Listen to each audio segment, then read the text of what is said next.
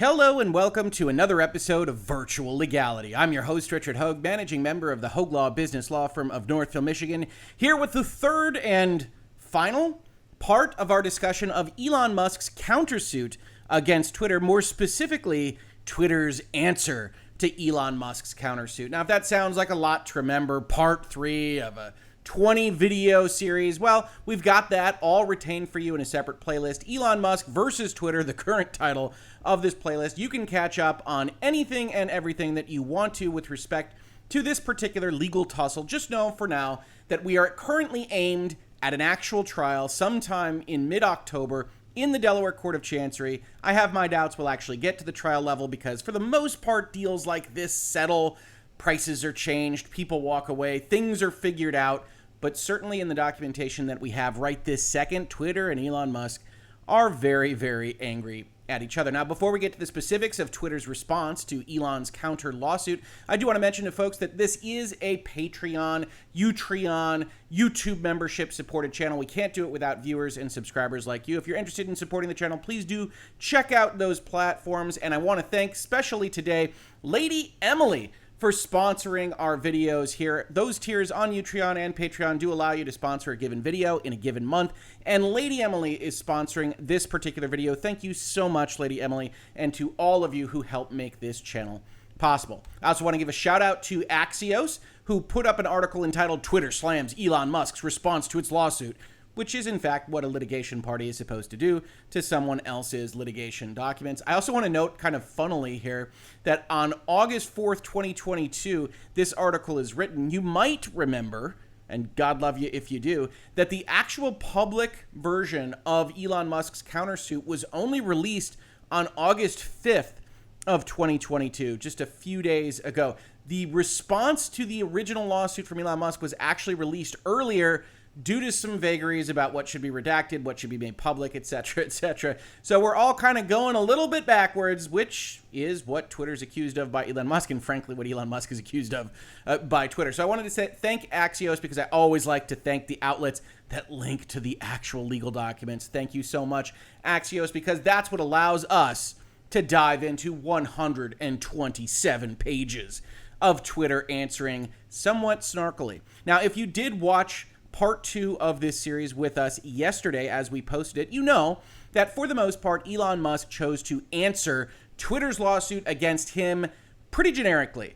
Hey, we think these are legal conclusions. We don't have to answer any of these. If you think we need to answer any of these, we deny everything that could possibly be alleged in this section, and we refer you to any of the documents that are otherwise quoted. You will see some of those answers here in Twitter's responses to Elon Musk's countersuit. We're not going to go through all of them. We don't want this video to last 6 hours long.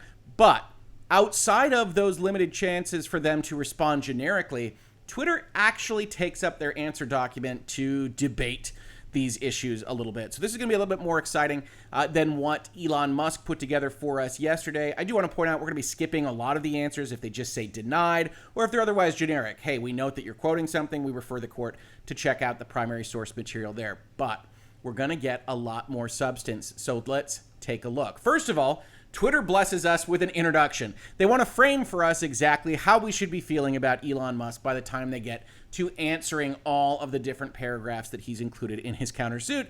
And what they would like the court to think of Elon Musk is not very much. Musk begins his answer to Twitter's claims for breach of their merger agreement with more than 90 pages of counterclaims. According to Musk, he, the billionaire founder of multiple companies, advised by Wall Street bankers and lawyers, was hoodwinked by Twitter into signing a $44 billion merger agreement. That story is as implausible and contrary to fact as it sounds, and it is just that, a story imagined in an effort to escape a merger agreement that Musk no longer found attractive once the stock market, and along with it, his massive personal wealth, declined in value. So let's take a pause here. Here we have Twitter acting rhetorically. These are the kinds of sections that we expect to be quoted in the Axioses and Gizmodos of the world. And indeed, they wind up doing so with headlines like "Twitter obliterates Elon Musk" that I have called to task in this very space. But they are saying some important things. They're setting the framework. Elon Musk, Your Honor, is a sophisticated party. He might be the most sophisticated party on Earth. do you really believe that little old Twitter fooled him into signing a document he didn't want to sign? And the answer to that is probably not as convincing for Twitter as they might like it to be. I think Elon Musk is a very sophisticated party. I have my questions as to what he's presenting in both his answers and his counter lawsuit, but Twitter is no spring chicken either. Twitter is backed by some of the biggest private equity and venture capital firms in the world. It has a $40+ billion valuation that we're talking about here.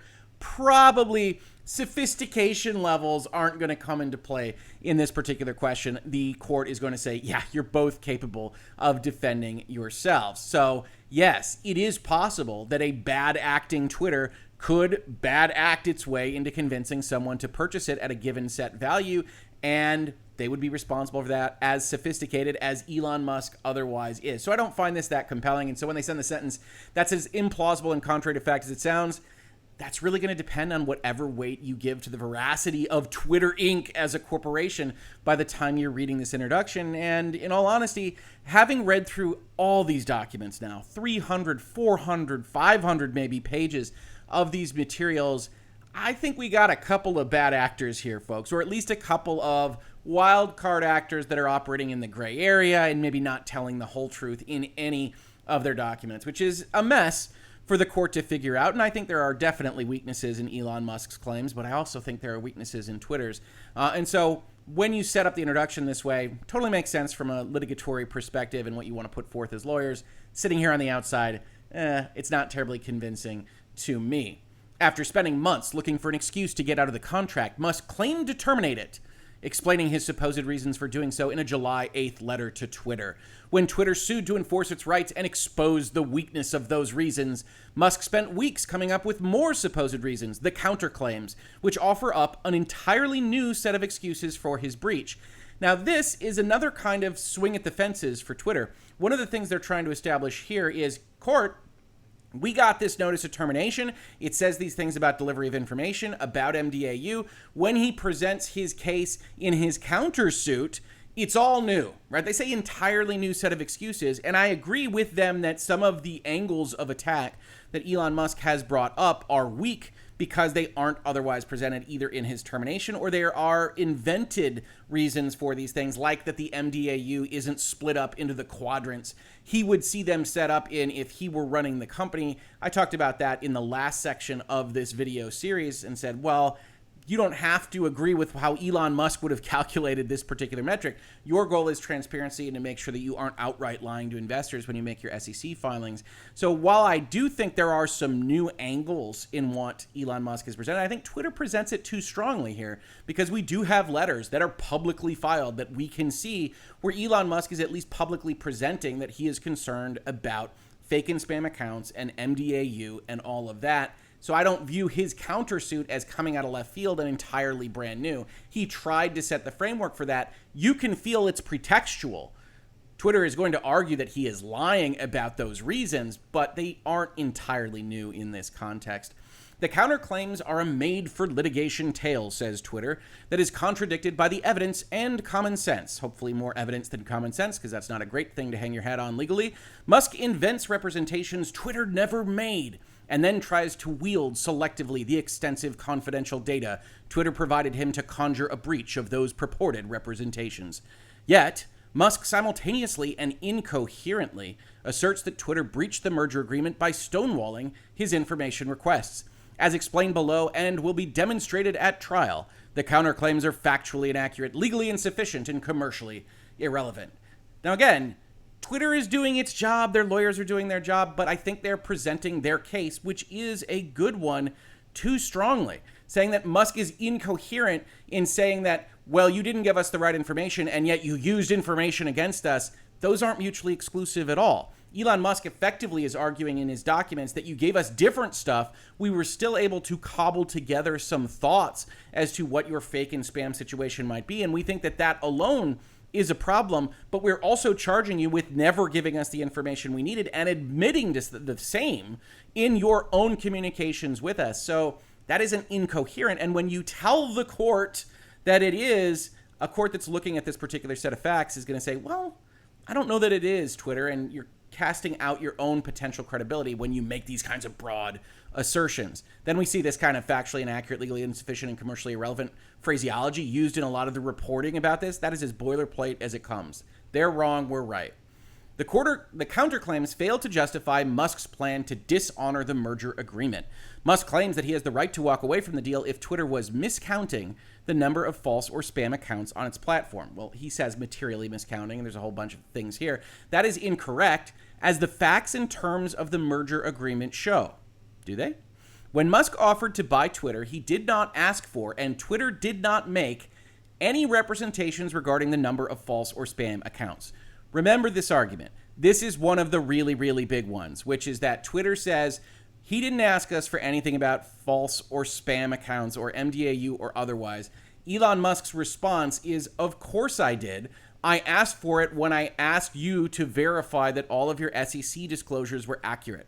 None of the company's SEC documents at the time they were filed, or if amended at the time they were amended, contained an untrue statement of a material fact. You didn't lie in those documents. And even more broadly, you didn't forget to say something that would otherwise characterize what you put in to those documents. And so Elon Musk says that covers everything that relates to your financials. We can collapse it in to this representation. We don't have to argue over all of the specifics. Twitter says, justifiably, this is a perfectly cogent argument from them, if it were so important to you, you would have named them separately and not relied on an umbrella statement like that. But they go too far in a number of places, suggesting that they have no obligations whatsoever when that plainly isn't the case. The merger agreement does not contain a single reference to false or spam accounts, nor did Musk ask Twitter for any information to verify the number of false or spam accounts before he entered into the merger agreement. To the contrary, Musk forewent all due diligence, giving Twitter 24 hours to accept his take-it-or-leave-it offer before he would present it directly to Twitter's stockholders. What Musk did ask for, and what he got, was a customary representation that Twitter's SEC filing since January 1st, 2022, so just this calendar year, did not contain any false or misleading statement of material fact, with no right to terminate the deal based on any inaccuracies in those filings unless they have a material adverse effect on Twitter, as narrowly defined in the seller-friendly merger agreement. It's not that narrowly defined. And they're going to lean on this concept that Elon Musk told them that the agreement was seller-friendly in a couple of different places. And I want to just state up front that the characterization there doesn't matter, especially with sophisticated parties. You are actually reading what we call the definitive documents to determine what it is that they say. If I sent an email to you that said this is seller friendly and it was the most draconian buyer favorable document in existence, you're not getting out of the terms of that agreement that you otherwise reviewed and signed because I sent an email one day that said it was seller friendly. That's not how any of this works. So they're trying to get some cachet from these kinds of pre-signing conversations that really aren't going to hold water in the long run. Not that they need it to win the case, because they have some good arguments, but they keep leaning on these various things that I just don't think are going to be very important to the court. Musk neither sought nor obtained any information rights that would allow him to investigate the accuracy of those SEC filings as part of some post-signing due diligence process. And again, here's where one of those fights really takes place. Section 6.4. Upon reasonable notice, the company shall afford to Elon Musk reasonable access and books and records regarding the business properties and personnel of the company as may be reasonably requested in each case for any reasonable business purpose related to the consummation of the transactions contemplated by this agreement. Twitter wants to tell the court of Chancery here that just means technical stuff, logistical stuff that would be necessary to close the transaction, where Elon Musk says, well, look, we forewent due diligence because we got a very broad information right section here, and we were going to use it to check your reps and warranties. We don't have to take it on faith that those reps and warranties are accurate when you are obligated to deliver a company that has accurate representations and warranties, right? Each of the representations and warranties of the company shall be true and correct as of the closing date, except for such failures to be true and correct as would not have a company material adverse effect. So they have to be true so long as their falsity isn't something kind of small that wouldn't otherwise affect the value of the company that I'm buying. But I think we can agree that if Twitter says it's 5% that are fake and spam accounts on their service, and it turned out to be 99%, that somewhere in between there, we have crossed the Rubicon of what is a false representation and that the prospective buyer should be able to walk away. So If it's 99%, we know there's some falsehood. We might even have fraud because it should be assumed that they would know that that was in fact the way their platform was operating. But somewhere between the 5% that they claim and the 99%, there's probably a number where maybe Elon Musk should be forced to accept it. And then after that number, he shouldn't anymore. And so we've got this kind of fight here about what those information rights sections do, what the SEC representation does. Twitter wants to put forth that kind of journalistic interpretation of this deal that says he bought it as is, he's got to buy it no matter what they find. And Elon Musk is, at least properly in my reading of the merger agreement, saying, look, I get these reps. The reps have to be true as of closing. That implies, for good faith and fair dealing purposes, I can check the reps. I don't have to take it on faith that your reps are accurate if you have an obligation to deliver a company with accurate reps. So this is all part of that process to make sure that you even can deliver a company that complies with the promises that you have made to me. As you can see, being a judge is hard. The facts Musk pleads do not even state a claim. In the disclosure Musk claims was false or misleading, Twitter stated, "We have performed an internal review of a sample of accounts and estimate that the average of false or spam accounts during the fourth quarter of 2021 represented fewer than 5% of our mDAU." And again, that's monetizable daily active users, which Twitter defines not as all accounts, but only as accounts who were logged in or otherwise authenticated and accessed Twitter through a variety of ways on a given day.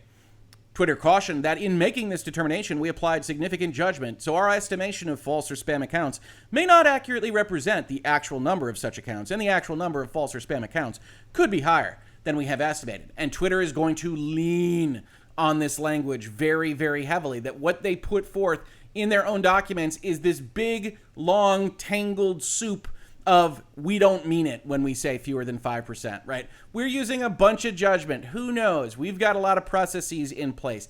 And to some extent, Twitter has a good argument here that they didn't tell their prospective or current investors that this was a guarantee, that it was absolutely less than 5%. But just like what we were talking about, anybody can intuit that if they say it's less than 5% and it's actually 99%, that they're going to get in some trouble, right? That you are supposed to be transparent with your investors. And even though you haven't promised it's less than 5, you say, hey, it could be 5.3, it could be 6.1, it could be something around there. It is understood you are representing a certain place in terms of the investor's mind that it's going to be in that neighborhood of numbering. And if it isn't, if it's 50%, then you've got a problem, because you've omitted to state a material fact, which is that we have no freaking idea what that number is using the processes that we've used. And that's what Elon Musk is trying to hang his hat on. You can think it's a kind of weak argument. I don't think it's the strongest in the world, but Twitter is overselling its use of this language. It says, these are just estimates. That's fine. But investors have the ability to rely upon some level of verifiability of that number, even if you aren't dead on the nose with that. And so that's where a lot of this fight lives. Musk does not identify any false or misleading statement of fact in this disclosure. He straight up claims that 5% is wrong. Instead, he asserts that his own analysis, using a publicly available website, indicates that false or spam accounts constitute at least 10% of Twitter's monetizable daily active users. But that claim is untenable on its face because Musk is not measuring the same thing as Twitter or even using the same data as Twitter. Musk can produce a higher estimate only by running a data set neither limited to nor inclusive of mDAU through a generic web tool that designated his own Twitter account a likely bot. The result is a distortion that Musk is hoping will nonetheless make waves. Twitter makes a strong point here. These numbers don't line up at all, Your Honor. They don't mean anything with what Elon Musk is saying.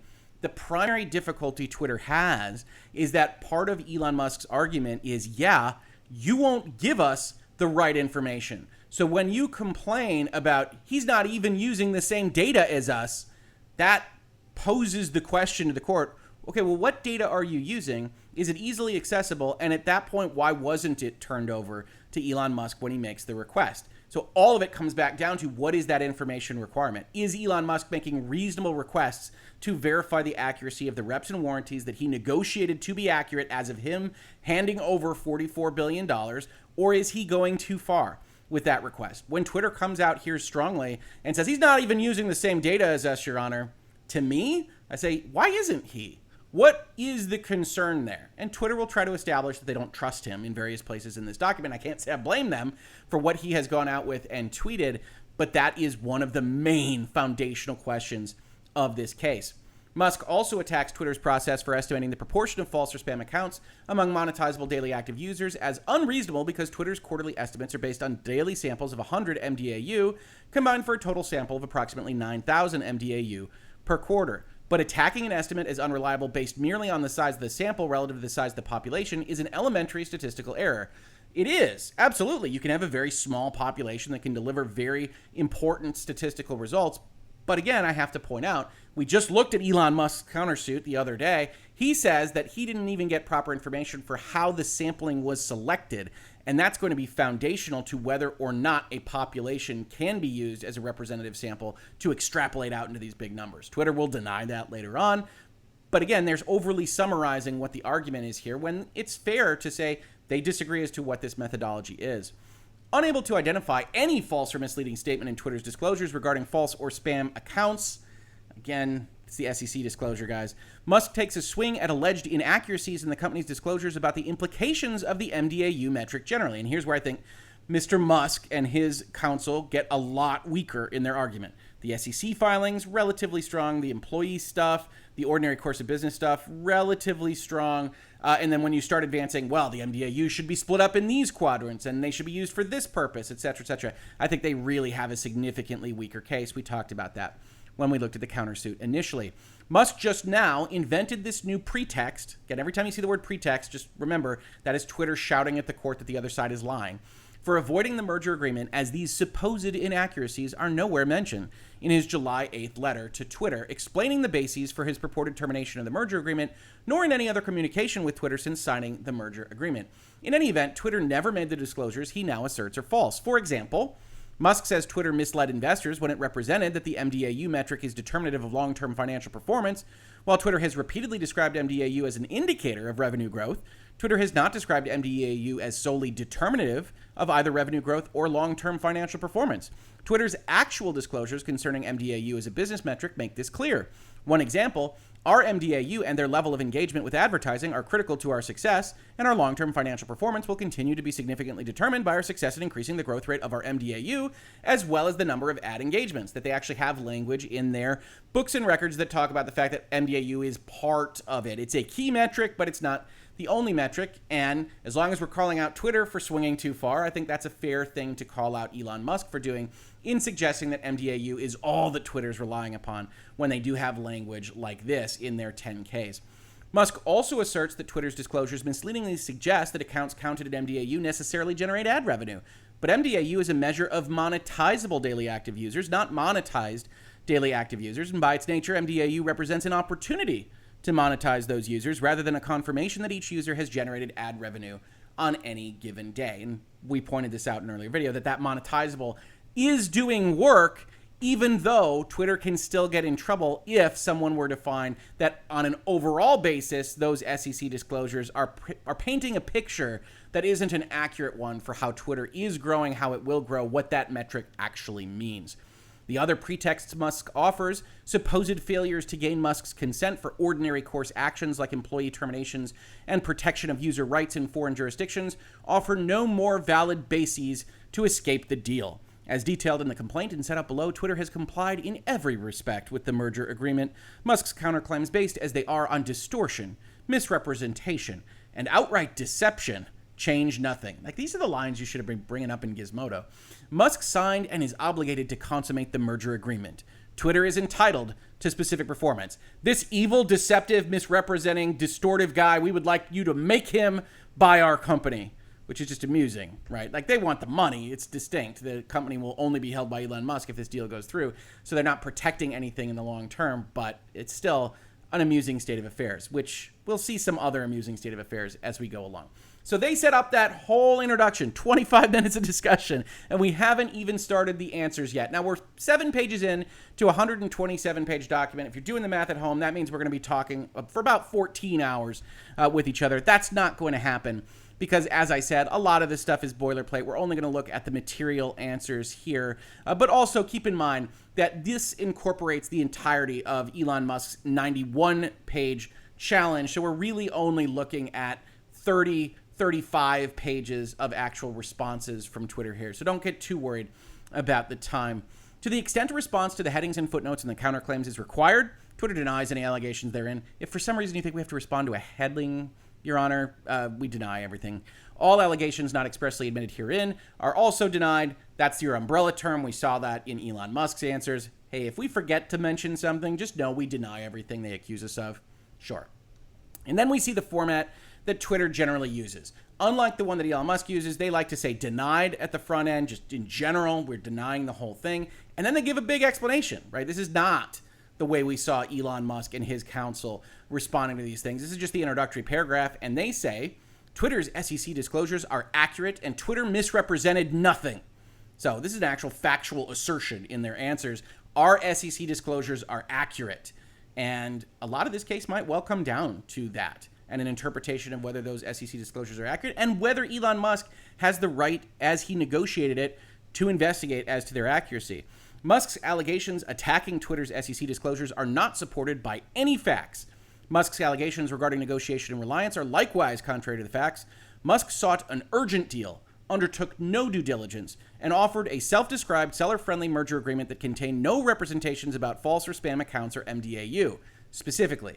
Right? Like the proper way, in my opinion, to write this from a legal perspective is that it contained no specific representations about false spam accounts or mDAU, because Elon Musk and his counsel have a good argument that everything that they said to the SEC is incorporated in this representation. And it is a common boilerplate type of inclusion in a merger agreement, because when you're dealing with a public company, they already had to abide by all of these rules, like telling the truth to the SEC. So you basically just say, everything's good in those SEC documents, and that drags in all the SEC rules and things that you would have had to disclose, rather than going about it piecemeal and making your merger agreement another 20 or 30 pages long. So this is normal and standard practice, but Twitter's trying to hold it against him, and again, using whatever was out-of-bounds contract communications describing it as seller-friendly as somehow useful.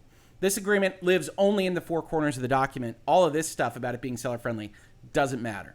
Twitter respectfully refers the court to the complaint and the other documents, and I'm not going to highlight this every time. We'll see this in a number of responses that they make, but this is that same response that we saw in the Elon Musk answers that says, for anything that's quoted, the court should just go look at that document itself. You don't have to take our word for it. You don't have to take Elon Musk's word for it. You should check it out. Next paragraph, they deny. Twitter's only strategy has been to advance the interests of the company and its stockholders and comply with the merger agreement. Clean as the driven snow, Your Honor. Musk, on the other hand, has been on a months-long campaign to repudiate the contract he signed. As to Musk's claim that Twitter has played hide-and-seek, the truth is the exact opposite. Musk has received massive amounts of information from Twitter for months and has been unable to find a valid excuse to back out of the contract. Again, people ask me what I think the strongest argument is. I think the strongest argument, potentially, depending on the facts on the ground, is that they have never responded to his information requests as he has wanted them to. And as long as that has some kind of nexus, some kind of reasonable connection with the SEC reps themselves, I think he's probably entitled to that information under the information covenant that Twitter is denying here. They next deny the next paragraph. The Musk parties have spent months trying to invent a spam disclosure problem and have found nothing. Their complaints about the mDAU metric were not even among their reasons for termination. They are a newly invented litigating position. Twitter accurately discloses in its SEC filings its efforts to estimate the percentage of its mDAU that are false or spam accounts after it detects and removes spam. Twitter also accurately discloses in its SEC filings the definition and significance of the mDAU metric. Now, this in and of itself is somewhat interesting because they continue to claim that Elon Musk came out of nowhere with this mDAU stuff. And while I don't think the letter from June 6th, which I've brought up on your screen right now, is a great notice of breach, which is how they're trying to use it, you do have references to them not getting the right information. If Twitter is confident in its publicized spam estimates, Mr. Musk does not understand the company's reluctance to allow Mr. Musk to independently evaluate those estimates. As noted in our previous correspondence, Mr. Musk will, of course, comply with the restrictions provided under Section 6.4, including by ensuring that anyone reviewing the data is bound by a non-disclosure agreement. Mr. Musk will not retain or otherwise use any competitively sensitive information if the transaction is not consummated. Based on Twitter's behavior to date and the company's latest correspondence in particular, Mr. Musk believes the company is actively resisting and thwarting his information rights and the company's corresponding obligations under the merger agreement. This is a clear material breach of Twitter's obligations under the merger agreement, and Mr. Musk reserves all rights resulting therefrom. So the mDAU concept, which is all throughout this letter, is presented to Twitter at least as early as this letter, and we see from the timelines presented by both parties that these conversations were happening throughout May. So again, Twitter is trying to say a lot of the angles of attack here that Elon Musk has brought up are new, and I do think a lot of those angles are new. The foundational concept, you're not giving me the information I want to verify a representation that has to be true in order for me to owe you the money, I find that to be a problem. That all stayed the same, as best I can tell. Twitter admits that Musk actively uses Twitter and that many people believe that open discourse is essential to a functioning democracy. This is an interesting response, I think, because they're answering it directly to what this paragraph says about free speech, but they frame it in such a way that it kind of sounds like Twitter doesn't believe that open discourse is essential to a functioning democracy, which of course they put in their advertisements and things like that. And I'm not holding it against them. It jumped out at me when they say, many people believe that open discourse is essential to a functioning democracy. We just happen to run a social media platform. And so we'll put that in there. Musk's recent complaints about the prevalence of spam in the mDAU metric are a pretext to avoid honoring the merger agreement. They aren't even going out with, we don't know, right? Usually you say, we don't have enough information to tell you what's in Elon Musk's head. We don't have enough information to tell you, as he said, what's in the Twitter board's head, what they discussed on these. They're going out there, writing the answer document and saying he's lying about all of it. It's all pretext. None of this is real. Twitter avers, legal term for asserts, which we'll probably replace it with, but lawyers like to be fancy, that Musk's voluminous post-signing requests for information have not been undertaken in an effort to close the deal as required by the contract, but rather to undermine it. Now, the contract doesn't expressly require his information requests to be in an effort to close the deal. It's any reasonable business purpose, including evaluating the valuation of the company to the extent it's related to the consummation of the transactions contemplated by this agreement. This is broad language. Twitter continues to ignore that fact. And interestingly, they aren't leaning at all on their right to deny a request for information based on their belief that it could cause significant competitive harm, presumably because they think that's a losing argument. And I think that that's probably right, insofar as Elon Musk has said he's willing to protect it. All of these terms in the merger agreement protect that information, et cetera, et cetera. So they are underselling what this information right provision actually says. He's not obligated to only go and try to make it better. He's allowed to check what Twitter is promising they are delivering to him at closing. Denied, Musk's unsupported claims of misrepresentation and his claim to be troubled are pretext aimed at escaping his contractual obligations. When he says he's troubled, when he uses this language, he is lying to the court, and we're not even going to pretend like we don't know it. Twitter denies that it restated 3 years of its mDAU figures. This is when they changed those mDAU numbers a couple of days after signing the merger agreement, although Twitter admits that it did not provide the information in the April 28th, 22 press release to the Musk parties before the merger agreement was signed and before the parties had a non-disclosure agreement in place, and we also assert that Musk failed to mention that information among his purported bases of termination or in any conversation with Twitter. We deny that we restated it. We also acknowledge that we might have moved the numbers around a little bit. But what is a restatement, Your Honor? Twitter further states that it has not represented that false or spam accounts comprise less than 5% of mDAU, but rather that it estimates as much. That the merger agreement contains no representations about either mDAU or spam, and that the SEC filings Twitter has made regarding its estimates of false or spam accounts in mDAU are accurate, as Musk's inability to point to any inaccuracy in those disclosures confirms. He straight up accuses you of being way off on your 5% number, so I don't think that's a winning argument either. And then it comes down to the judge, right? Is that language, that big protective language about what mDAU is, does that suggest that they are making absolutely no representation? When they include a line that says, we looked at it and it represents fewer than 5% of our mDAU during the quarter, fake and spam accounts, does that mean absolutely nothing because they later on say it may not accurately represent the actual number, right? I would argue that it does not. I would argue that if the SEC were to look at these kinds of things, that it does not. It gives you some leeway around that number. You're not guaranteeing that accuracy specifically. But again, if it's 99%, heck, if it's even 50%, I think you'd find yourself in trouble with what you knew, what you should have known, what you're telling investors. And that's what Elon Musk is trying to get at. And Twitter is saying, oh, no, we didn't represent anything at all. And I think that's a losing argument. You represented something. And so you're going to have to argue that it's pretty close to what that number is and that Elon Musk is effectively wrong. Twitter's CEO and CFO were unable to explain both how those 100 accounts per day were selected to ensure a representative sample of what criteria were applied other than a reviewer's gut judgment. That's Elon Musk's complaint. And we talked about this earlier in the document, but his main issue is, okay, maybe 100 accounts could work. You won't even tell us how those accounts are selected. They deny this. They say Musk intentionally misrepresents what Twitter does to detect and combat spam, all of which is well known to the Musk parties. And as Twitter has explained repeatedly and in detail to the Musk parties and summarized publicly, and then you're going to get this answer that is copied in a bunch of places. We're not going to read it every time, but we are going to read it here. Twitter deploys spam detection capabilities that typically remove more than 1 million spam accounts each day during or shortly after creation, including both automated and manual reviews of accounts and activity on the Twitter platform during and after signup. Remember, one of the things that Elon Musk has said he would do to improve Twitter is to have a more thorough verification policy at the start of setting up an account. Twitter also locks millions of accounts each week that cannot pass human verification challenges such as CAPTCHAs or phone verifications.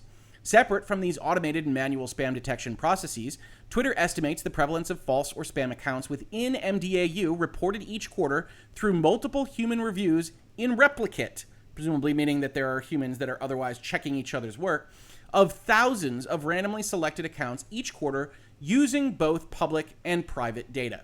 So they go out here in this answer document and they are telling the court, this is what we do on this kind of thing, and we deny what Elon Musk accuses us of not having a legitimate process in place. Twitter's disclosures have unraveled, and that Twitter is closing the gates on information are not true. Twitter has made and continues to make available to Musk massive flows of data. Is it the data he's requested? Is it the data he needs for what he says he wants to do? Is that request for what he wants to do legitimate? Lots of questions for the court.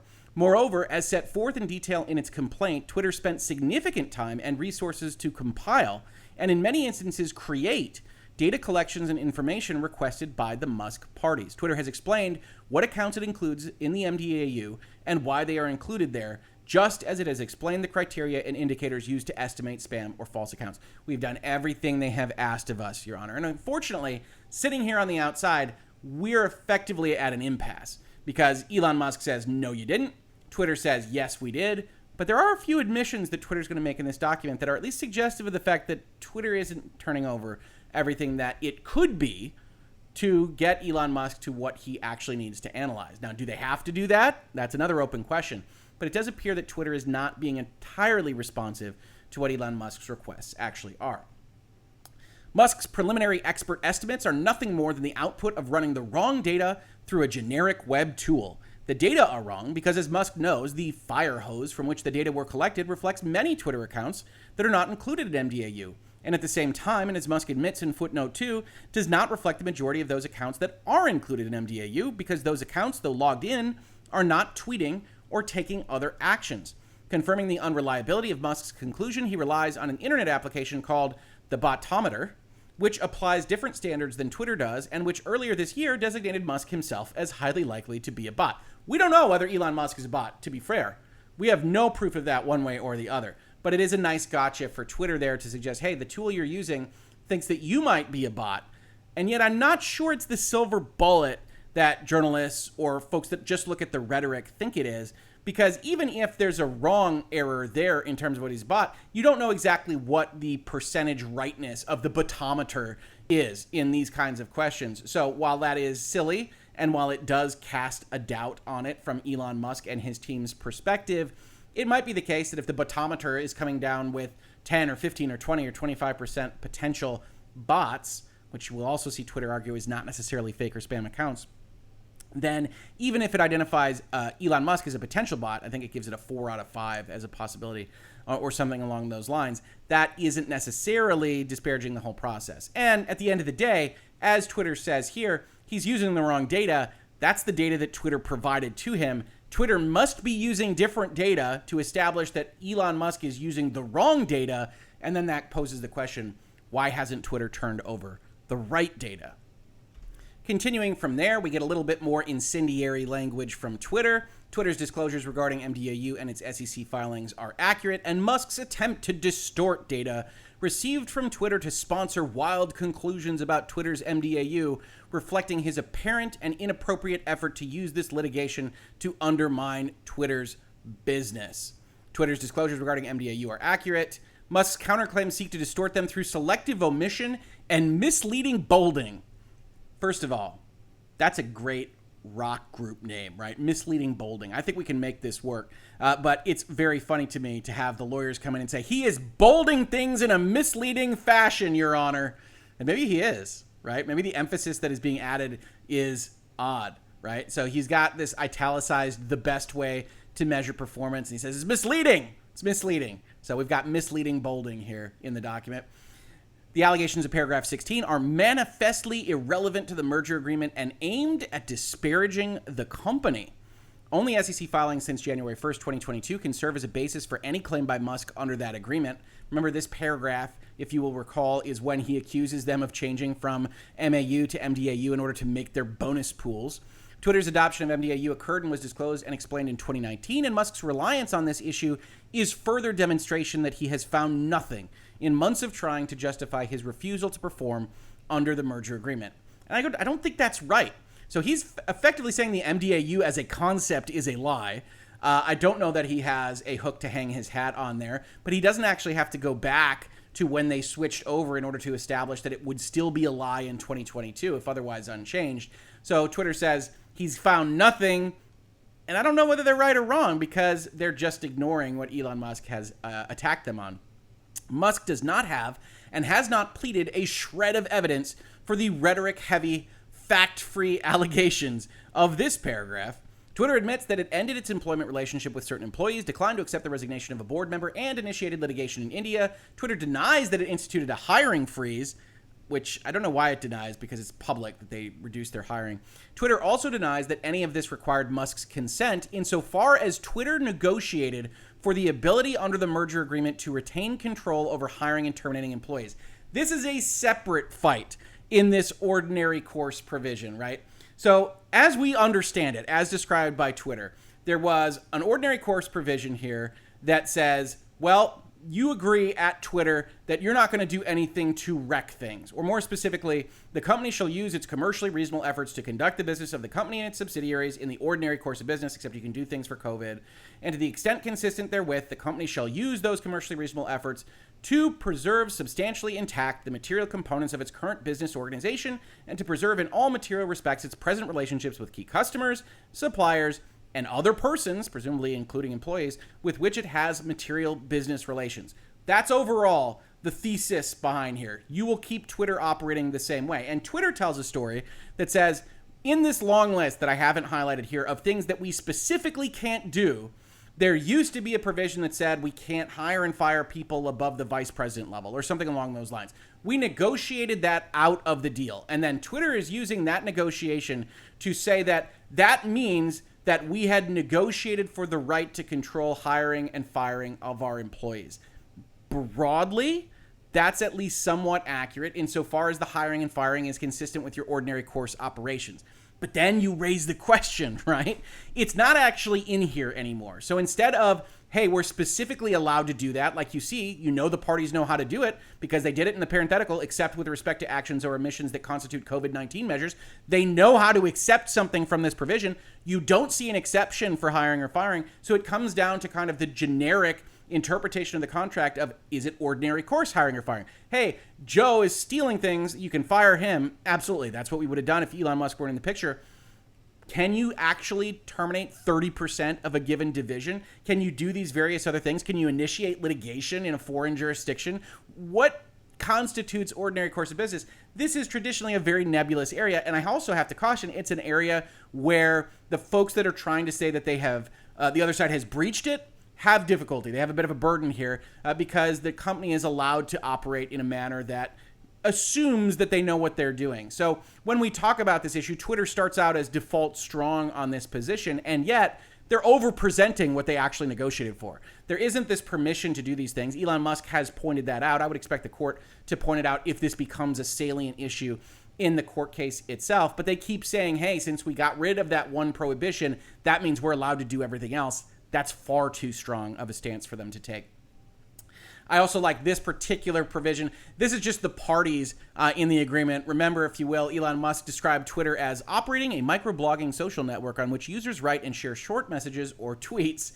In the answer, Twitter gives, yes, we acknowledge that this is us, but we would like to point out that we own and operate a global platform for real-time self-expression and conversation, including in the form of tweets. Yes, we tweet, but we also help self-expression and conversation in real time.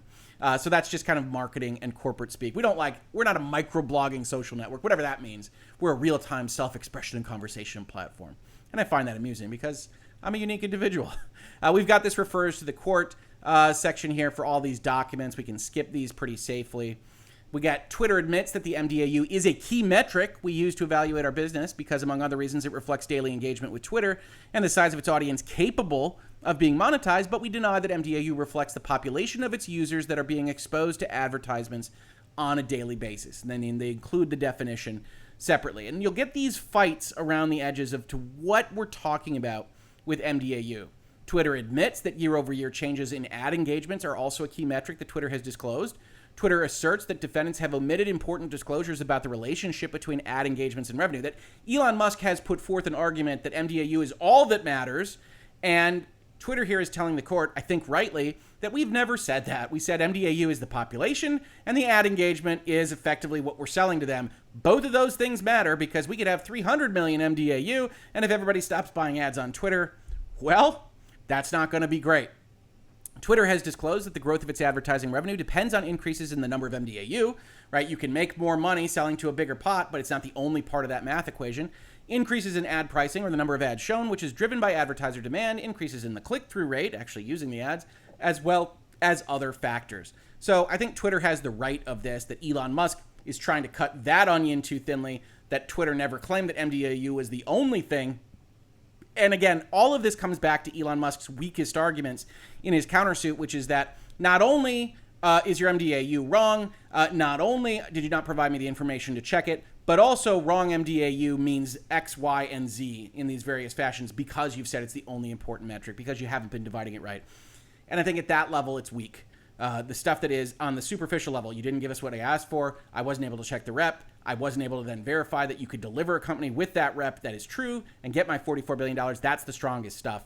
And all the rest of this is just providing fodder for Twitter to, I think, accurately respond against. In late March 2022, Dorsey and other members of Twitter's board approached Musk to ask him to join the board. Musk was hesitant at first, but listened to their pitches over the next couple of weeks. And this is highlighted in red because Twitter denies this completely. Now, there are meetings, but I suspect what they're actually denying with specificity is that they never asked him to join the board, and it wasn't for the purpose of getting him to join the board. Twitter probably has the right of that if you watch this happen in real time. They're scared to death of whatever the heck Elon Musk is doing, and they think it might make sense to offer him a board seat. And there's an argument about that, and there's an agreement signed, and then he backs off, and he offers to buy the company. It's been a heck of a spring for Elon Musk and Twitter. Twitter does admit that Musk abruptly changed his mind about joining Twitter's board, and here's some snark. After first negotiating an offer to join the board, accepting it in writing, and tweeting that he was looking forward to taking the position, notified Mr. Agrawal of the same, and also notified Mr. Agrawal of his intent to make an offer to buy Twitter. So this is Elon Musk describing how this went down in April, and they add a little character, they add a little color. Yeah, he abruptly changed his mind. Here's a parenthetical describing how unbelievable it was for us at that moment in time, and so the court can take that under advisement. Twitter admits that its board of directors formed a transactions committee to, among other things, assist the board's evaluation of Musk's acquisition proposal, and that the board retained financial advisors to Twitter and its board in connection with Musk's proposal and potential strategic alternatives thereto. Twitter admits that its board adopted a shareholder rights plan on April 15th and otherwise denies the allegations in the second sentence of paragraph 35. They deny that it's a poison pill to try to make it harder for Musk to purchase the company. Thou doth protest too much, Twitter. You adopted a poison pill plan in the immediate aftermath of Musk rattling his saber, and it looked for all the world like you were throwing up the walls against Elon Musk. Twitter asserts that Musk himself admitted this allegation is not true, that poison pill concept, having tweeted on April 16th that the Twitter board may have adopted the rights plan due to a concern about other potential bidders. That is not Elon Musk admitting that the allegation is not true. That is Elon Musk otherwise talking around the fact that it sure looks like you may have violated your fiduciary obligations at that moment in time, and he would still like to work with you at that moment in April. So I don't find that to be terribly useful either, but hey, lawyer's got a lawyer. Twitter further denies that it does not effectively authenticate users at the front end. As Twitter has publicly disclosed, it typically detects and removes more than 1 million spam accounts each day, during or shortly after creation. We're doing something at the front end, and Elon's not going to solve it with whatever his kind of random thesis is to do things at the front end, Your Honor. Twitter asserts that its SEC filings do not make a representation as to the percentage of spam included in its mDAU. Rather, Twitter provides its estimate thereof, pursuant to an estimation methodology detailed therein. And again, I think this is probably too strongly worded. Yes, it's an estimate. No, you're not locked into 5%, but you have to be somewhere in the ballpark or else you are going to run into trouble with falsehoods or omission of material facts. Twitter expressly denies that its algorithm results in Russian propaganda accounts going viral by posting misinformation. Fair enough. Twitter further asserts that the account reference in that paragraph was in fact permanently suspended. And Elon Musk actually grants that. He says it's banned, the now banned account in question. But they're saying that their home tweets don't help move certain aspects of Twitter engagement along. Again, I don't think it matters to this legal case. I think they're wrong on a practical basis. I think a lot of what they do with their algorithm does promote engagement over accuracy or verifiability. And you do wind up with things like propaganda accounts of whatever national persuasion. Denied Twitter's SEC disclosures are accurate and Twitter misrepresented nothing regarding mDAU. We see that answer a lot. Twitter admits the allegations in this paragraph about the offer made, except that Twitter asserts that Goldman Sachs and JP Morgan opined on the fairness of the proposed merger only from a financial point of view, right? So Elon Musk says, hey, they gave a fairness opinion to the shareholders. The offer was fair to Twitter's shareholders, which is what a fairness opinion does, but it's also only from a financial point of view. Just to be clear, Goldman Sachs and JP Morgan did not endorse Elon Musk buying Twitter. That's fine. It's fine, Twitter lawyers. We hear you. Twitter admits that Musk increased his equity commitment to $33.5 billion, but asserts that Musk replaced his margin loan because Tesla's declining share price would have required Musk to pledge far more Tesla shares or cash as collateral to the margin lenders than Musk originally anticipated. Probably? But this is kind of weird. This is reading Elon Musk's mind as to why he switched his financing and he's still offering the same amount of money. They have their theory of the case, which is that Elon Musk is running around like a chicken with his head cut off as Tesla's share price declines because he would have to put up more and more Tesla shares as collateral for the loans he's going to use to buy Twitter, so he changes things around. They assert that based on essentially what we can see happening in the market, but they don't appear to have primary information on this. So that's interesting. They're just doubling up on their theory of the case here. A lot more blanks because a lot of this is just go read the documents, court. They denied this provision, while Twitter attempted to insert flexibility into the provision by including express language allowing Twitter to adopt employee retention plans without seeking consent. The Musk party rejected those attempts. Twitter denies the allegations in the first sentence. That's interesting, right? Because we're having a fight over ordinary course language. What does it mean to operate your company in the ordinary course? Elon Musk effectively tries to turn around Twitter's argument on them. They say, hey, we never let in that provision that prohibited us from firing and hiring people above the vice president level. We have total authority in hiring and firing, which I think is going too far. Elon Musk says, well, you tried to get in this language that would have allowed you to do retention plans. It didn't go in. That means that I get to block these things without consent. And Twitter effectively denies that as well. So one of the things this court is going to have to decide is what these parties agreed to with respect to that ordinary course of business provision. And while I think Twitter has the stronger argument just based on default positions on these things, I do not think it is as strong as they present. Twitter also asserts that during the negotiation of the merger agreement, it rejected Musk's proposal that would have required Twitter to obtain Musk's consent prior to terminating the employment of any executive above the level of vice president. That's what they're using as their argument. That means they can hire and fire at their discretion. It doesn't quite mean that, but that's what Twitter's argument is. Twitter asserts that the Musk parties declined to undertake any due diligence prior to signing the merger agreement. That's totally fine. This is the paragraph where he says, I don't believe in pre-signing due diligence. I think it slows things down. The Musk parties relied on the SEC representation to sign the deal. Here's another interesting thing that Twitter asserts. Twitter denies those allegations and asserts that the agreement contains no specific representations related to user-based disclosures or mDAU. Elon Musk comes in here and says, look, I negotiated for this provision. I relied on this provision in signing the deal. You promised to me that this provision would be active by the time we get to closing. And if it isn't true at the time of closing, I don't have to close. And so this is clearly very important to me. And Twitter says, nah, we don't think that you actually needed that provision at all. This is a loser of an argument that these two sophisticated parties negotiated for this rep.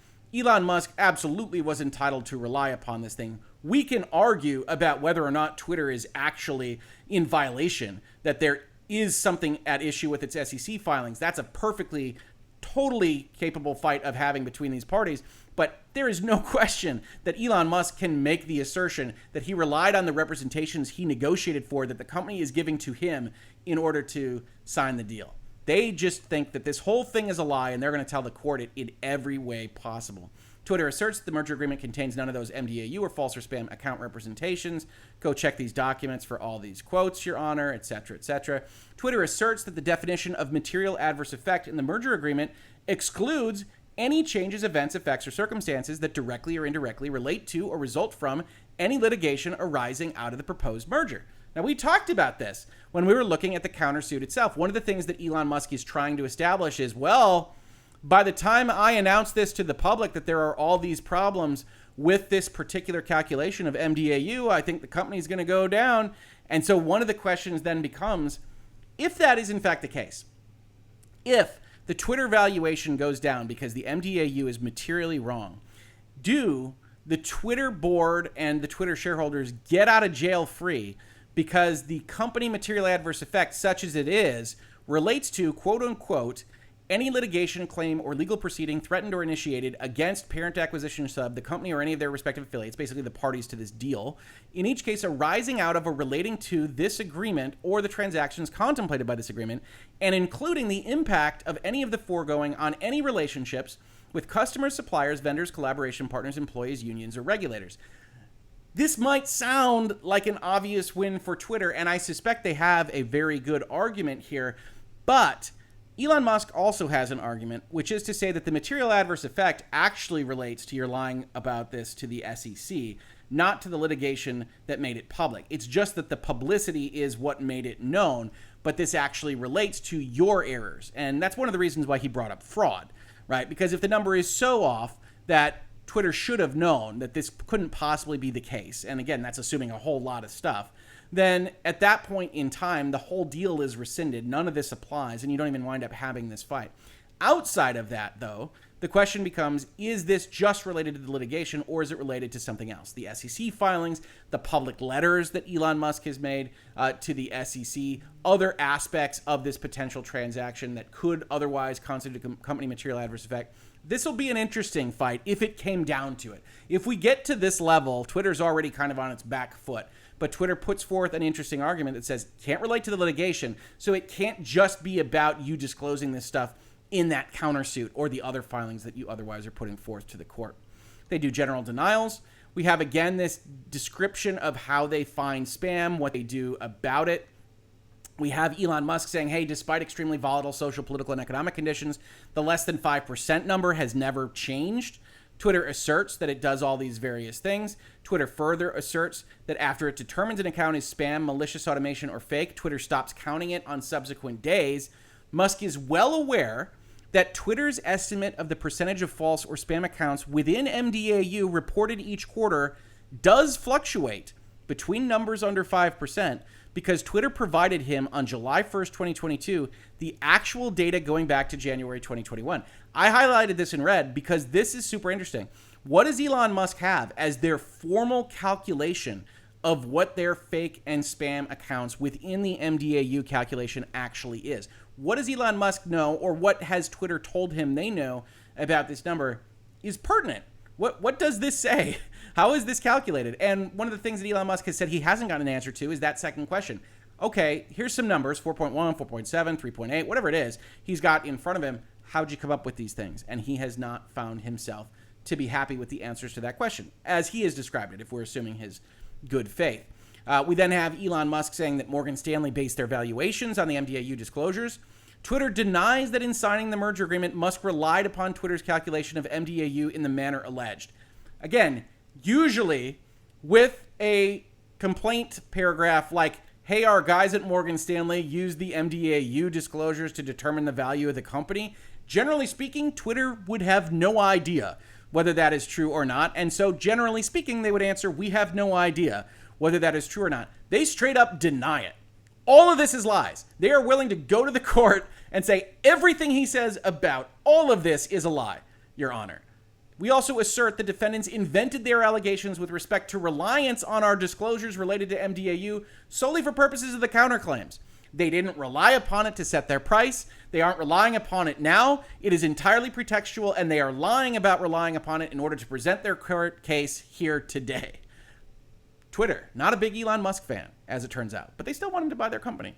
Twitter denies that it restated its mDAU figures. Twitter admits that on April 28th, it provided updated values, but we didn't restate them. We updated them.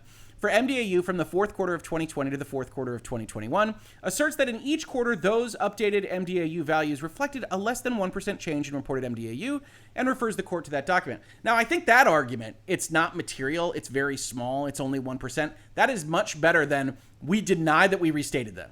We didn't restate them, Your Honor. We just changed them in a document that we released to the public a few days after we signed the merger agreement. This is not Twitter's best look. I think it is defeatable pretty easily by saying, hey, they're very small. But I wouldn't deny that we restated the figures. I think that's going too far again. Twitter admits that it did not provide the information in that press release to the Musk parties before the merger agreement was signed and before the parties had entered into a non-disclosure agreement. But Twitter denies that the press release made any statements or constituted any admission as to the materiality of the figures discussed therein or the precision of any mDAU figures. That's what Elon Musk keeps trying to say. Hey, you wouldn't have changed them if they weren't important, if they weren't material, and you use these points, you use these decimals, so you must be pretty darn accurate about what you think the mDAU is. Twitter says, no, we're doing belt and suspenders. We're trying to do legal compliance. We're not telling you that it's a material change. We're not telling you that we can hit with specificity those numbers. I think Twitter has the right of all of this, except for denying that it restated the numbers at all. Twitter knew that disclosing the upcoming mDAU restatement would have likely caused the Musk parties to ask further questions that could delay the signing of the merger agreement beyond April 25th, 2022. Again, highlighted in red, they denied that completely. Twitter admits that it reached agreement with defendants on April 25th, that it planned to release its earning figures on April 28th, and that a call regarding those figures did not occur on April 28th due to an agreement between Twitter and the defendants. It says, hey, Elon Musk agreed that we wouldn't do that call within that time frame. Contrary to Twitter's narrative, according to Mr. Musk, the May 6th meeting was not requested by the Musk parties. Rather, it was a pre-scheduled introductory meeting in order to verify Twitter's representations and warranties in light of their restatement. Remember, they're denying that it's a restatement at all, so they say, we admit there was a meeting, but we otherwise deny the remainder, including in particular the false statement, not erroneous, not mistaken, false, that the meeting was scheduled in light of the restatement. Twitter asserts that the Musk parties did not raise the subject of the updated mDAU values before this litigation. And that's not accurate, right? We saw them talk about the mDAU updates in a whole host of things, including the termination, that were a part of this story. Otherwise, I wouldn't have known about it. And so that's not accurate. And that was at least brought up, even if it wasn't brought up in the same context as his countersuit. Twitter denies that its executives were unable to answer questions during the May 6, 2022 meeting between Musk and Twitter, and denies that Musk was, quote unquote, struck thereby, right? Musk was struck by Twitter's executives' inability to answer. We deny that we couldn't answer, and we deny that he was confounded at all, Your Honor. Twitter asserts that it held an informational call prior to Musk's purported termination at which the data scientist responsible for calculating the mDAU metric was in attendance and asked questions from Musk's representatives that Musk himself declined to attend. Here's another kind of brush that Twitter likes to paint Elon Musk with. I don't think it's a bad one for them to use, but it's that he's not showing up to these meetings himself. Now, Elon Musk, busy guy, CEO of these companies. In general, a lot of these deals are done by representatives, people that are going to understand the information better. But Elon Musk does go out there in public and suggest that he understands these processes very strongly. You would expect him to have a more keen interest in this particular question, especially if it's going to scuttle a $40+ billion deal. And Twitter is saying he's only ever sending his representatives. Twitter further asserts that it prepared a detailed summary document for Musk of Twitter's process for estimating the prevalence of false or spam accounts within mDAU, which Musk later admitted he had not read. And I highlighted that in red because that's pretty good gotcha. Again, okay, we prepared this stuff. Musk isn't reading it. Now, Elon Musk's primary response is likely to be, that's what my representatives are for. I'm the guy with the billions of dollars, not the guy that reads every document that crosses my desk. But Twitter makes a good point, at least in rhetoric in this document. Twitter asserts that the human review Musk denigrates as less advanced is, in fact, appropriate for evaluating whether an account is engaged in false or spam behaviors for purposes of estimating false or spam accounts that are not removed by Twitter's spam detection and removal systems. Twitter further asserts that the rigorous modern machine learning methodologies Musk touts require human review and input for initial training and calibrations. I don't think these are very strong arguments either, except as to say that Elon Musk saying, hey, it shouldn't be done this way, it should be done this way, isn't a legal kind of argument. Yes, you can improve systems at a company. Twitter doesn't have to be doing everything perfectly right. In fact, as we said in previous videos, that's usually when you spend money to buy a company, is you say, hey, those assets, they could be better used. I'm going to spend them on the lower price. I'm going to make a lot more money because I know how to improve their company and its efficiencies. Here, Twitter's saying, no, we're doing it the right way. And then their gotcha here isn't very good. Hey, by the way, humans have to work on those robot methodologies too. Yeah, I mean, it's not robots all the way down, certainly. Twitter further asserts that it is a sample set for that estimation, which, as Musk was informed, is selected according to a random process, is, as a matter of basic statistics, of sufficient size for the extrapolation Twitter performs. I'm not getting the information that I need from what Twitter is saying here. Twitter is basically just asserting that it is doing representative sampling of its body, and that means that it has 100 answers is sufficient enough to evaluate the entirety of what's false or fake in the mDAU full set.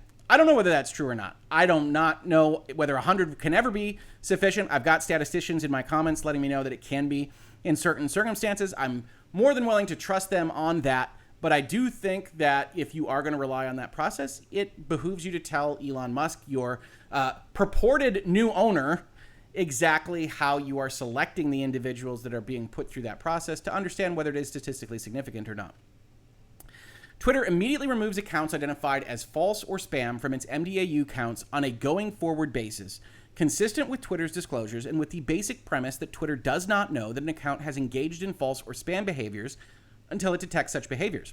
Twitter separately deploys a human-led review of a random sample of accounts in mDAU to estimate the percentage of false or spam accounts that are not detected and removed by Twitter's spam detection and removal process. So here we're getting into the fight about what it is that they actually do.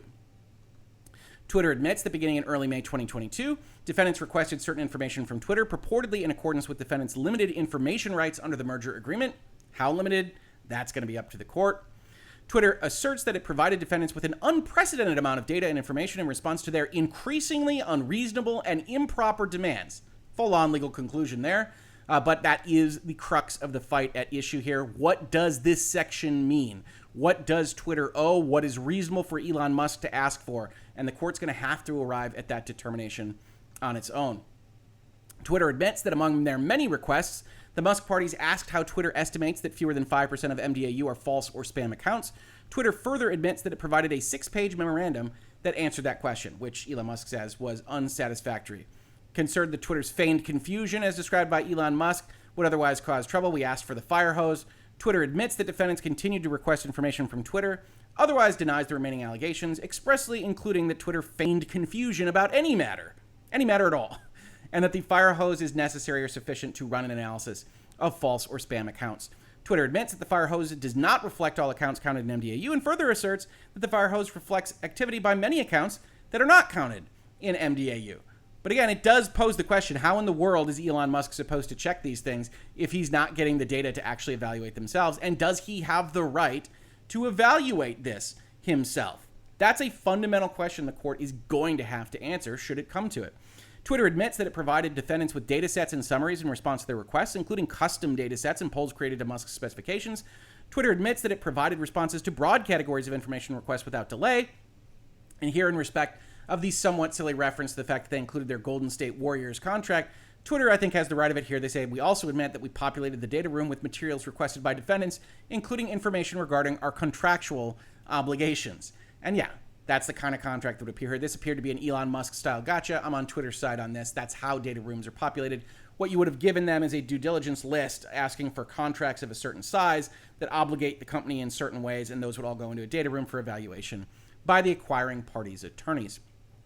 Twitter further asserts that despite Musk's claimed willingness to implement protocols to protect the privacy of Twitter's data, Musk himself had previously tweeted details about confidential information provided to Musk under the merger agreement. I actually think this should be highlighted as part of Twitter's argument here, right? Because Twitter, as we pointed out, has the ability to say we don't have to turn over information if we think it's going to cause significant harm to us should the deal not go through.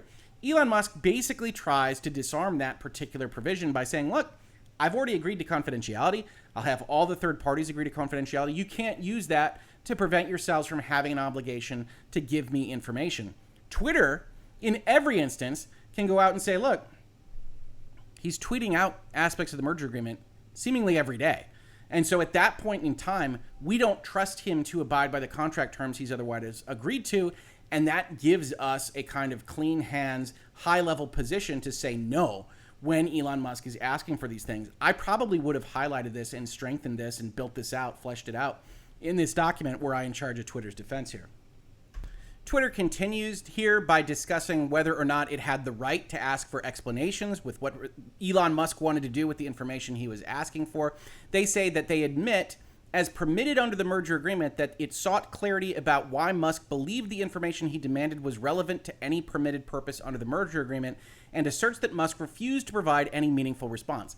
Here, the same on both sides, I should point out. We have Twitter asserting something that the merger agreement doesn't appear to say, right? So the information requirement here does require Elon Musk to only be asking for information for a reasonable business purpose related to the consummation of the transactions contemplated by this agreement. That implies, for good faith and fair dealing purposes, that Twitter can do a check on that, can say, okay, how is this a reasonable business purpose? Could you please explain? That is permitted by the merger agreement insofar as it isn't prohibited by the merger agreement. But we find ourselves in the same kind of gray area in terms of describing this agreement and the rights that are afforded to us, whether we're Twitter or Elon Musk. Yes, you can check that. And in the same language, I can check to make sure that your reps and warranties in the SEC section are true and correct as of the time you would propose to close. So as permitted is being used by either side in whatever fashion they choose to backstop what their position is. But while I do think Twitter can go check on these things, I don't think Elon Musk has a very strong responsibility to explain himself too fulsomely in those circumstances. And so if you believe Elon Musk on this and give him the benefit of the doubt, I think this probably isn't a great answer from Twitter on this particular question. We have more denials. We have a description of what was actually handed over on one of these, which is 30 days of historical Power Track archive data, when Elon Musk didn't otherwise describe it very much. We then have one of the more interesting paragraphs that a number of people commented on when we went over this document initially. Twitter did not provide the true fire hose, claims Elon Musk. Instead, a Twitter engineering team with no day-to-day responsibility for the fire hose or related tools and interfaces created a different partial data set and misleadingly named that data set Twitter Firehose Internal. Twitter's engineers configured that mislabeled dataset to make machine analysis largely unusable and to give Twitter a backdoor into tracking the Musk party's analysis. Twitter denies the allegations of the first sentence of paragraph 98. Twitter did not provide the true firehose. So they say they did eventually. And I think that's part of what the parties have agreed to here, but we're talking about something else in this particular paragraph. Twitter asserts that it provided defendants access to a data set and that pursuant to the parties' agreement, such data set was not the fire hose of all public tweets and likes. This is interesting. This describes a different universe, right? And I think this is one of the more damning paragraphs against Twitter, because if they actually went so far as to name something fire hose internal and it was deceptive in some fashion, you've got all sorts of unclean hands things that kind of accrue against Twitter. Twitter's answer isn't super strong. Sure, we deny that we didn't provide the true fire hose eventually, but we do say, hey, we gave you a data set. We don't talk about what we called it.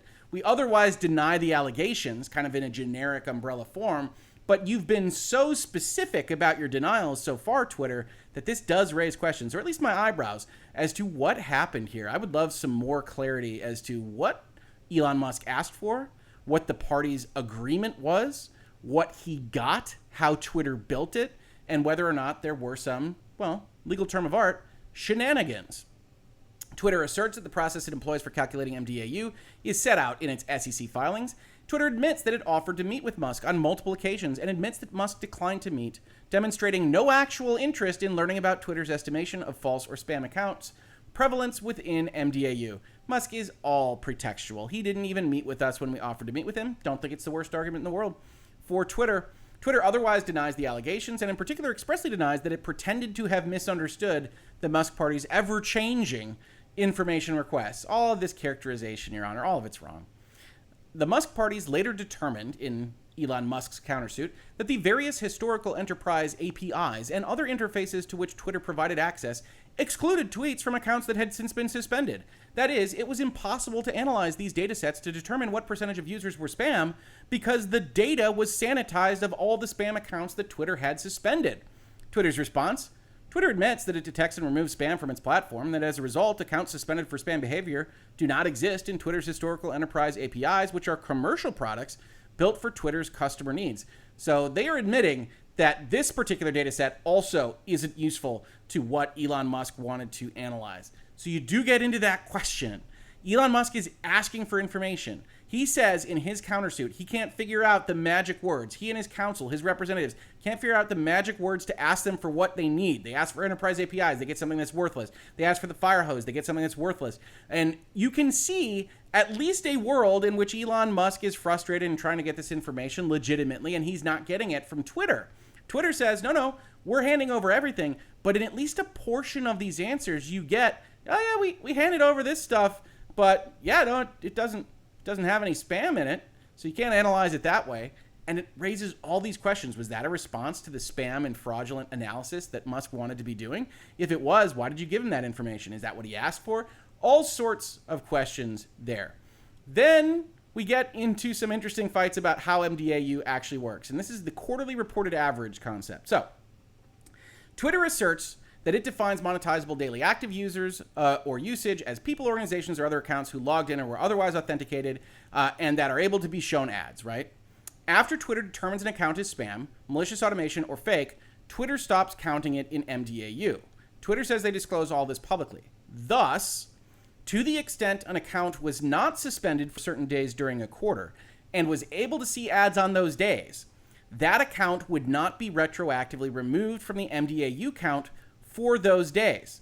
Once an account is suspended and thus no longer able to see ads, Twitter does not count the mDAU on a going forward basis. So Elon Musk is at least somewhat right here, right? So they frame it as follows. Shockingly, on the call, Twitter's CFO revealed that Twitter knowingly includes a significant number of accounts that it has already suspended for being false or spam as of the end of the quarter in its quarterly reported average mDAU, because they're averaging out their mDAU for each day during the quarter. What Twitter is saying here is, even though we might find that an account is fake or maliciously automated, right, and they want to allow bots of certain kinds, even after we find that out, we don't go back and pull them from the numbers that are going into the math that is making up our average mDAU for that quarter. So they're using this to deny all of the allegations in paragraph 106, and yet this sure sounds like an admittance, right? They say this is the issue. Twitter says, well, we take them out after we find them, but we don't remove them from the averaging, which means that accounts that they know are malicious bots or otherwise fake are making up a portion of their average number per quarter. Like, that's just what's happening, at least if I understand at all what Twitter is describing here. If you have a different take on it, please do let me know in the comments to this video. But it sure sounds like Elon Musk is right. And Twitter's actually going to back this down a little bit by saying, yes, sure, but it's not a big enough number. Some of those aren't fake, etc., etc. Twitter denies the allegations in the next paragraph, except that it admits that at defendant's request, Twitter increased the limit on the number of queries defendants could run on the APIs to which defendants had access.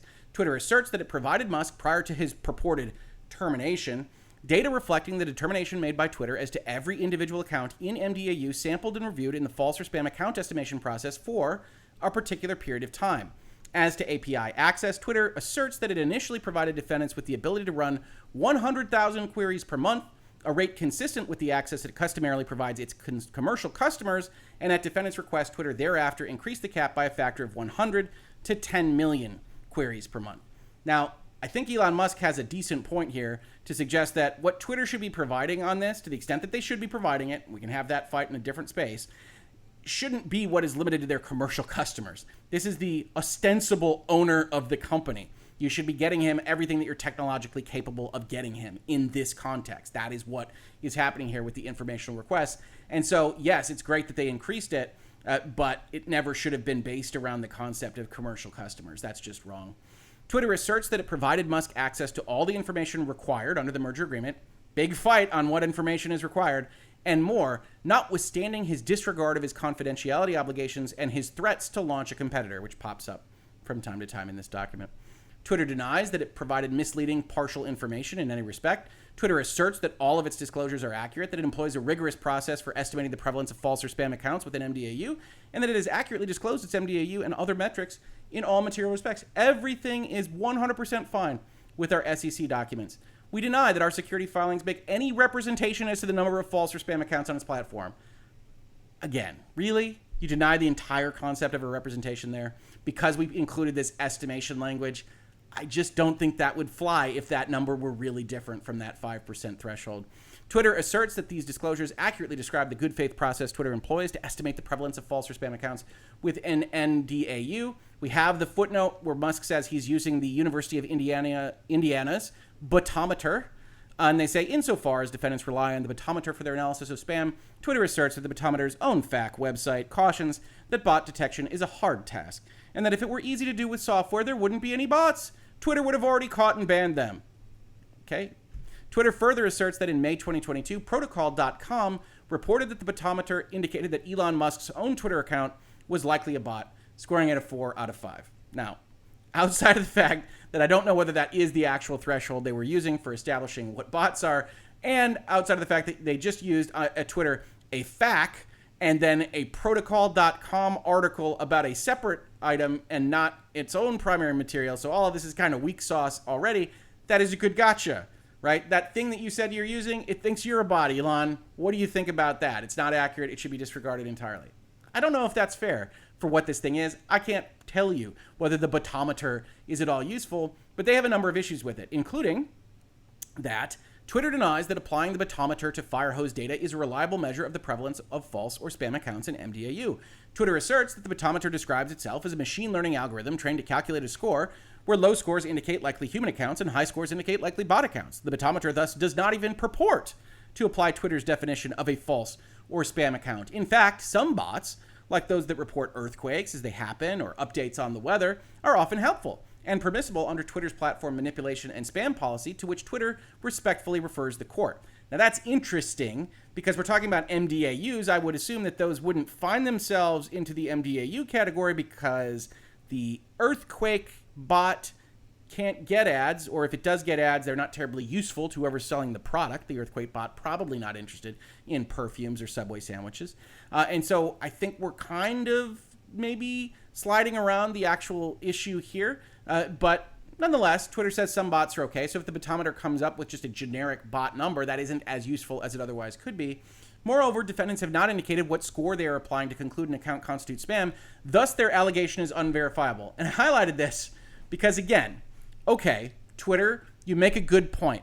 Elon Musk's preferred methodology here probably isn't verifiable, isn't otherwise super useful. Why? Because you say he doesn't have the data he needs because the Firehose isn't useful. He's using a tool that is inaccurate, and he didn't set the standards or otherwise explain to you how his methodology works. And at some level, I think you're absolutely right, Twitter. At another level, I think, well, isn't that exactly what Elon Musk is complaining about with you? Now, he could be lying, right? You could have turned over every bit of information on Earth, and that'll win you the case. But if you're not, and if you aren't giving the right data, and if you aren't establishing things, what are the thresholds? What are the things that he needs to understand what your process is? This response is actually a little bit damning because this is exactly what Elon Musk says is happening from his direction to yours. And you're saying, look, you don't tell me any of this stuff. How can I even tell whether or not your number is accurate? And he says, yep, exactly. We got a lot of blanks here because mostly they're just denies. Hey, we're not evil. Twitter discloses all of what it does publicly. Thus, to the extent an account was not suspended for certain days during a quarter and thus was able to see ads on those days, that account would not be retroactively removed from the mDAU count for those days. Now, that's interesting in itself because Twitter says, hey, some of them aren't fake, some of them are otherwise complying with the rules, and then they get suspended. But to the extent they are fake, this makes no logical sense whatsoever. Right? We've got a fake account. It somehow slips through our dragnet of 1 million prohibitions every day or what have you. And it's operating for a couple of months. It's included in our mDAU number. We figure out it's fake and we can't go back and pull it out of that data for the average we are going to use. And if that compounds and compounds and compounds and compounds, how off is your data for that quarter? I think that's a legitimate concern based on what is described here. And your argument that it isn't doesn't hold water logically with me. Now, I'm not on the hook for $44 billion, but I'm just saying, hey, you should have a way to go and say, hey, they've been fake the whole time. We shouldn't be charging or telling investors that that was a monetizable user through the quarter that we're going to be reporting in just because it's difficult to do. That's kind of the job. Twitter asserts that the impact of accounts subsequently suspended in the quarter on average quarterly mDAU is under 1 million for each of quarter 1 of 2021 and quarter 1 of 2022. It's only 1 million. And since the quarterly average was 197 million or 229 million, well, that's a de minimis issue. And they might be right there. I still think it's a bad methodology for what they say they have done. They also say suspended accounts that may have been counted within mDAU in days prior to suspension are eligible to be sampled for estimating false or spam accounts. So we'll still find them. Twitter admits that it believes its approach to calculating mDAU is justified. Sure. Then they go on to describe it. Twitter asserts that it suspends accounts for multiple reasons, only one of which is that the account is false or spam. Accounts can be suspended for violating Twitter's rules, which violations, including violations related to spammy behavior, can be committed by humans who were, prior to their account suspension, capable of seeing and engaging with ads. Who knows? Furthermore, suspended accounts may have been engaged in legitimate behavior before they were compromised, before they were turned into bots? I guess before they were turned into bot accounts.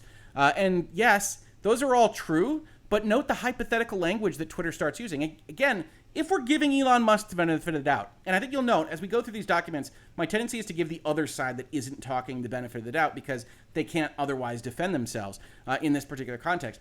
If we think Elon Musk is telling at least a modicum of the truth, this is the kind of language when you're talking about hypotheticals. Hey, we suspend things for all sorts of reasons, and they could have been people before they were bots. Who knows? We don't know. That does give me pause. It does sound like, what kind of fly-by-night operation are you running here?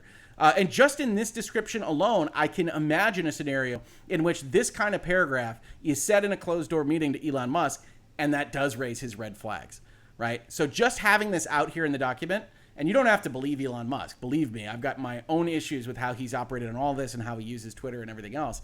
You don't have to believe Elon Musk, but I can imagine a scenario in which this type of thing is described to me, and I go, you what now?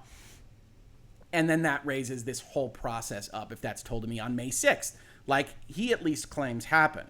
Twitter denies the allegations of paragraph 126 to the extent they attempt to compare statements made by Twitter about average mDAU with data concerning total accounts counted in mDAU at least in one quarter. Twitter asserts that as Musk is aware, Twitter's estimation of false and spam accounts prevalence within mDAU each quarter is derived from a sample population that has already been subjected to the spam detection and suspension process. And we assert that our CEO publicly tweeted a detailed explanation of our spam detection and removal efforts, which included the use of both automated and human review, and of Twitter's separate process for estimating the percentage of false or spam accounts in quarterly mDAU. Now, how did you reply to that, Mr. Musk? Twitter asks. On May 16th, 2022, Mr. Musk publicly replied to that tweet thread with a poop emoji. A poop emoji, Your Honor. Why are we even here? Twitter further asserts that as a basic statistical matter, the approximately 9,000 account samples Twitter reviews of accounts included in mDAU each quarter is sufficiently sized to extrapolate across the mDAU population. So we got all this covered. He's making stuff up, as we have claimed this entire time. Twitter admits that it ended its employment relationship with an individual without seeking defendant's consent as permitted under the merger agreement. Legal assertion that'll be fought about in court. Twitter asserts that it has never represented that all mDAUs see ads every day, that all mDAUs drive revenue equally. To the contrary, Twitter has disclosed that mDAU and their level of engagement with advertising are critical to the company's success. Again, we're back in the land where I think Elon Musk's arguments are really weak, that he would simply replace his reality with Twitter's or his judgment for theirs, and that's not going to hold water. Twitter's allowed to run the company they want to run it. They're not in error. They're not lying because they don't run it exactly how Elon Musk would have were he in charge of Twitter 10 years ago. Twitter denies the allegations of this paragraph to the extent they imply that the internal data provided to Musk demonstrates that more than 65 million accounts counted in mDAU in quarter one did not see any ads in that quarter. Now, it's interesting, right? This is some of his strong stuff in terms of his assertions. I don't think they're particularly strong in terms of legal impact, but he says, hey, look, a third of the 229 million reported for that quarter didn't see ads. They deny that. They say in quarter one, 2022, there were significantly more than 229 million accounts that contributed to Twitter's average quarterly mDAU. So that's interesting, right? We're talking about math now, and we've said, hey, lawyers and math. But they're saying at least in different accounts, there's a number that's a lot more than 229 to get you to that average of quarterly mDAUs per day, right? And so if that number is a lot higher, you're doing the math wrong by just sucking 65 million out of a 229 number. That number should be more. It's not as bad as you are otherwise saying. Therefore, even though not every account in mDAU sees ads on a given day, far more accounts see ads in a quarter than the allegations of your paragraph imply. I'm inclined to believe them on this stuff because I think Elon Musk's math sounds too simple, but I cannot pretend to be able to judge this stuff without at least some of the underlying math presented to me. Twitter further denies that it is shocking that some portion of mDAU on any given day do not see ads. Twitter asserts that it has never represented that all accounts in quarterly average mDAU see ads every day, and it has explained to Musk that there are several legitimate and intentional business reasons why an account in mDAU may not see an ad. For example, Twitter does not typically show ads to accounts in the days after creation. They like to be your social media dealer. We don't got ads at all here. Come on in. Tweet to your heart's content. No ads at all. We don't show anybody anything for a few days after you start your account. What a great and glorious ad-free place we have here. And just little by little, you get more and more ads in your Twitter timeline. Twitter denies the allegations in paragraph 139 and asserts that it is disclosed that some accounts in mDAU generate more revenue than others. Twitter respectfully refers the court to, for example, its quarter 1 2022 earnings release, where it discloses that while less than 20% of its mDAU reside in the United States, it generates over 50% of its advertising revenue from the United States. Yep, I think they have the better part of this entire set of arguments. Twitter does not break mDAU into the various groups alleged by defendants. These are concepts invented by defendants for purposes of the counterclaims. I agree, Twitter. Twitter asserts that it is well understood that different users have various levels of engagement with the platform and that the same users may have various levels of engagement from day to day. Twitter denies that it seeks to indiscriminately maximize total mDAU or that it portrays a story in which all mDAU are contributing materially to the company's ad engagement and revenues, and asserts that accounts in mDAU, including accounts not currently generating substantial revenue for Twitter, present opportunities for future growth. I like this as snark, right? Your Twitter. Elon Musk has just said, look at all these monetizable users that aren't making you money. You say, you're an entrepreneur. Elon Musk, you understand how businesses work. So in your response to paragraph 140, you say, we would like to assert that having someone in the user base engaged with the platform, even if they don't pay money today, might pay money in the future. Are you familiar with the concept, Mr. Musk? And I have to say, in terms of business snark in this answer, I do love it, right? Yes, we assert that even people that don't pay right now could be valuable in the future is basically how you run a business, right? So, especially a free-to-play one like Twitter or like a lot of video games today. Twitter denies that it concealed anything or that its disclosures were in any way misleading. Twitter further asserts that new accounts present opportunities for future growth, as we just talked about, even as the accounts of more established users or those in more established geographies may on average generate greater revenue per account. Twitter respectfully refers the court to its SEC's disclosures, which make clear that mDAU growth is not uniform and could differ in general or in certain geographies or among certain groups. We have more denials here as we get into more of the quote-unquote misrepresentations. Twitter admits that on April 28th, 2022, it provided updated values for the mDAU from the fourth quarter of 2020 to the fourth quarter of 2021, but they only changed less than 1%, so we're back to that particular issue. They didn't restate them, they just updated them. We see again the human verification process and the CAPTCHAs for spam. Twitter avers that it applies rigorous processes for detecting and removing spam accounts from its platform. We deny Elon Musk's assertion that we don't do these various things. We deny everything else. And Twitter admits that its business is complex. Sure. Twitter denies the allegations of paragraph 165, except that it admits the existence of a securities suit against it, that such suit settled in September of 2021, and it was for $809 million, which is a big amount of money for a securities suit. So Elon Musk is trying to bring up here that they've got problems with their reporting and otherwise that are in existence. That's kind of neither here nor there, so that's not going to make the difference in this particular case. Twitter otherwise lacks knowledge or information sufficient to form a belief as to the truth of the allegations in the first sentence regarding Morgan Stanley's business model. Now, remember what I said earlier. It's been a long time, I know, that it was odd that Twitter didn't say this, that we don't have any idea what Morgan Stanley based their model on. In this section where they're talking about the representations being material, they say that a bunch of times. We lack information about Morgan Stanley. We lack information about Morgan Stanley, et cetera, et cetera. Twitter denies that Twitter's SEC filings were in any way false or that the defendants relied upon Twitter's SEC filings in the manner alleged. Twitter asserts that defendants invented their allegations with respect to reliance for purposes of these counterclaims. They use that a lot, right? They're just completely lying about all of this. The first sentence of paragraph 172 mischaracterizes Twitter's SEC filings, which make clear that it is engagement with ads itself and not mDAU alone that generates a substantial majority of Twitter's revenue. They are mischaracterizing us, Your Honor. We deny all of this in paragraph 174, except to admit that if Musk once again publicizes false and misleading statements concerning Twitter, that actionable conduct could mislead the market and impact Twitter's share price. Right? So here you have the saber rattling, the kind of threats, at least implicit, that Elon says, look, if any of this were to come out, that could really damage the value of the company.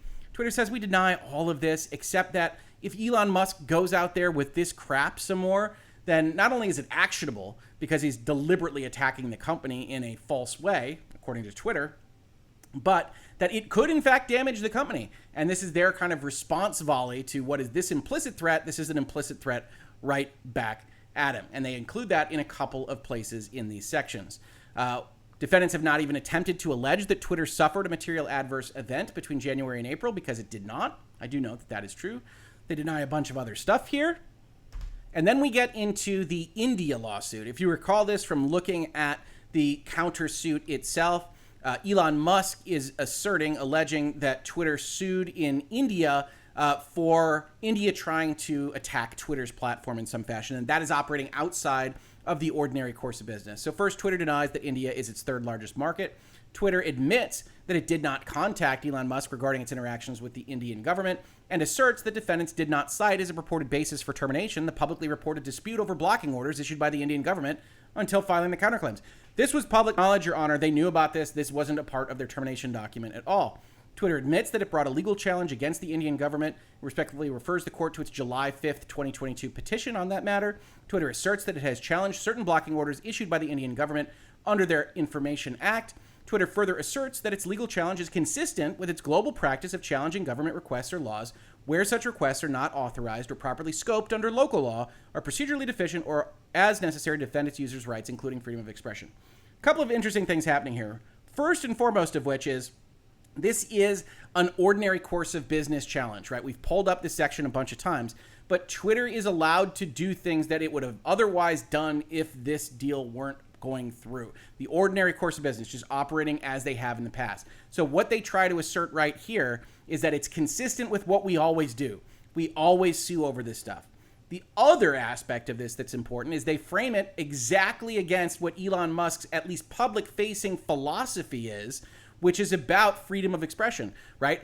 Elon Musk, are you really going to try to win this case by suggesting that we should bend over for India on their trying to block freedom of expression when we're trying to defend that freedom that you say is so very important to the operation of Twitter? And rhetorically, I think that's a home run. I think that's a slam dunk for Twitter on this stuff.